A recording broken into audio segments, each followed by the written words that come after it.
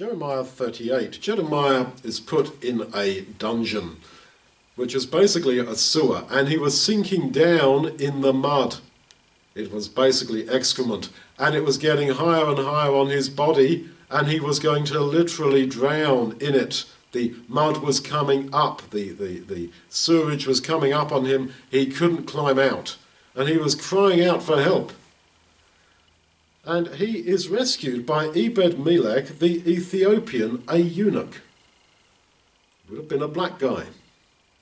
And he was a eunuch, he'd been castrated. This guy would, for sure, would have experienced racism, and for sure would have experienced mockery because he'd been castrated, and had to wear probably a uniform that showed, basically, I've been castrated. Yeah. That's the sort of marginalized person whom God would use to help someone else who's marginalized, who's drowning in excrement up to his neck and is about to drown in it, literally. And so you and I are all marginalized. We are all in some aspect of our lives marginalized, and God uses the marginalized. Because they can feel, we can feel from our experience into that, in essence, of what someone else is going through. And Jeremiah does the same, because he says to King Zedekiah, when he's pulled up out of this horrible sewer, and he goes into the king, who is sinking spiritually, and is turning away from God's word, he says to the king, your feet are sinking in the mud. Verse 22.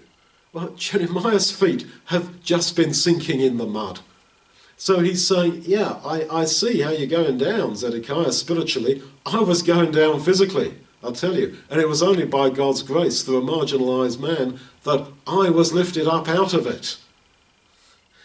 So he's reasoning from his own experience. This is how we build bridges. This is how you evangelize. You can build a bridge from the wealth of experience you have in your own life to someone else. And that is the basis of appeal. I was in this position and God saved me. You're in that position. He can save you too. I'm the living witness and testament to that.